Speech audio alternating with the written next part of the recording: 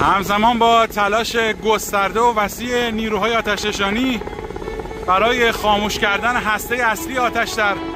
بندر شهید رجایی، بالگرد نیروی دریایی سپاه پاسداران انقلاب اسلامی رو می‌بینید که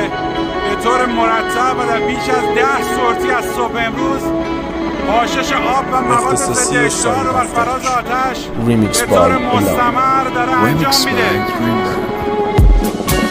وقتی غرق عشقی تو رفت خوابت سری به تو مش کردی میبینی رفت خواب سر دفتر با شیرهای حاطم میبینی فرشته ها میان به ملاقاتت یکیشون دفتر تو باز کرد تو رو برد به رویه هایی که کشیدی میگفتی میشه یه کمی اینجا راه رفت میگفت سبتی تا بیداری ببینیش وقتی از خواب پریدی در مونده بودی نگاه میکن خبری نیست درون گوشی دستو جیب کردی رو دیدی نمونده پولی گشنته میری سراغ تلیق نون تودی بعد میری سراغ فیلمایی که دیدی با عشق میزنی بیرون و میری کلیسا با گریه میبینی که در کلیسا رو انسجام قابل توجهی رو در میان واحد مختلف آتش‌نشانی